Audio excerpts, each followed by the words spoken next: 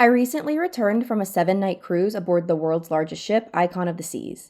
I had been looking forward to this particular vacation for nearly a year and a half, and though hours of planning helped ensure a memorable experience, there's one mistake I wouldn't make again.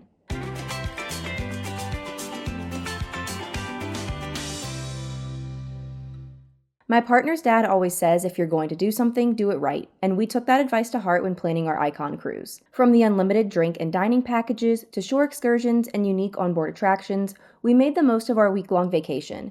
In doing so, we unintentionally overexerted ourselves. Here are 5 things that were worth the extra cost on this trip and the one thing I'd skip next time. First, I'm glad we booked an excursion through Royal Caribbean in St. Thomas.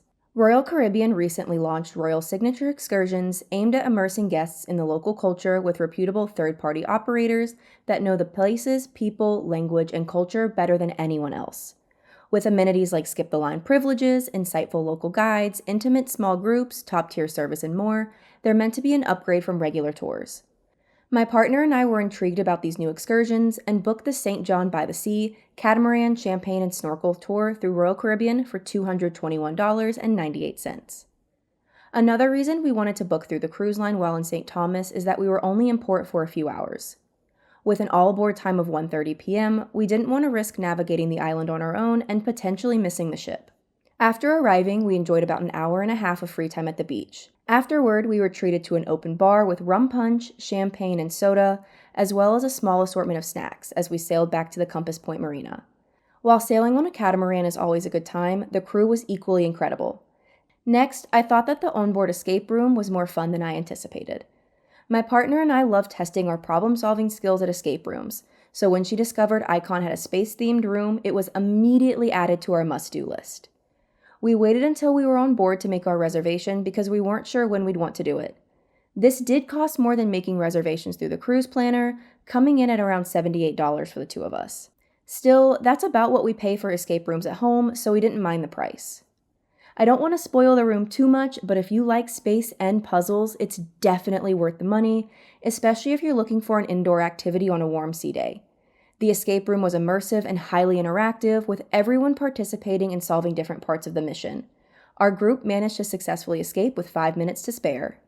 Moving on, while I wouldn't book a Central Park Infinite Veranda again, I'm thankful for the natural light and spacious layout. When we booked our 7-night cruise, our travel agent quoted us over $6,000 for an ocean view balcony. Though I love ocean view rooms, that price was steep when I assumed we wouldn't spend much time in our stateroom. Instead, we chose to book a Surfside Guarantee balcony, leaving the specific stateroom assignment up to Royal Caribbean to save over $2,200. Ultimately, we were placed in a Central Park Infinite Veranda cabin.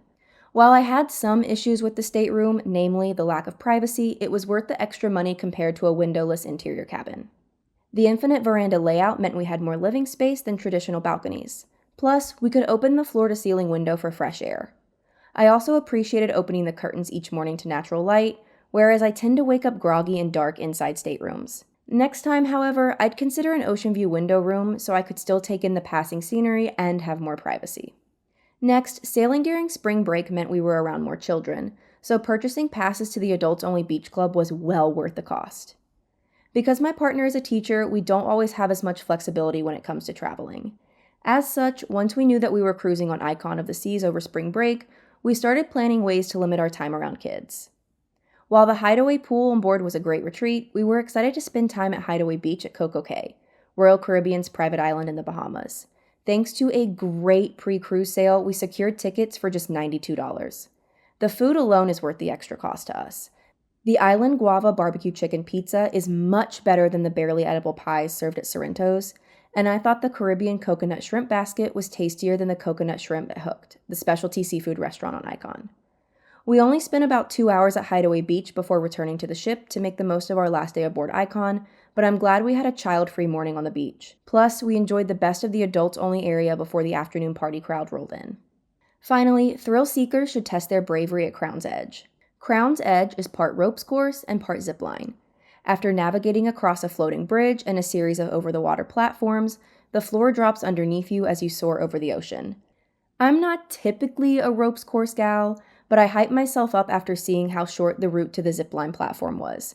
Still, my legs were trembling as I stepped onto the hanging bridge. On board, Crown's Edge cost $35 per person, but there was a special embarkation day deal for just $10. Because we had other priorities, we booked the more expensive time slot and had our first reservation canceled due to high winds at sea. We rescheduled for shortly after our St. Thomas departure time, and we had amazing views of the Virgin Islands and the ocean below. Crown's Edge definitely tested my bravery, especially as I waited for the trapdoor to release, but it was well worth the cost. All that said, the purchase I regret the most was the unlimited dining package. Specialty dining is a must-do on any cruise for me. While sticking to the included dining options is a great way to keep costs low on board, I don't mind splurging on higher quality foodie experiences. On this particular sailing, we decided to treat ourselves to Royal Caribbean's unlimited dining package, which is exactly what it sounds like. Unlimited specialty dining for the duration of the cruise. It cost $665 during a pre-cruise sale in December 2024. Initially, we were excited not to have to venture into the main dining room. However, by the fourth day, we realized our eyes were far bigger than our stomachs. We bounced from one restaurant to the next, sometimes squeezing in a 3-course brunch at Pier 7, which is exclusive to Icon of the Seas, just hours before another multi-course dinner. The food quality from the juicy filet at Chop's Grill to the interactive hibachi experience at Azumi was well worth the price, but we began to consistently feel stuffed rather than satisfied.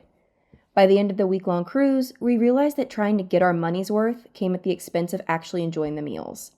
Next time, I think a 3-night dining package would be more enjoyable, as we could better pace ourselves or skip a meal here and there in favor of more casual options. Overall, we loved our cruise on Icon of the Seas.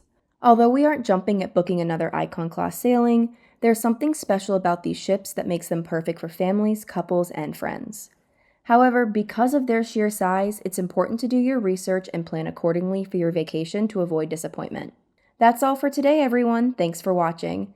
Don't forget to like, comment, and subscribe. Until next time, happy cruising, y'all!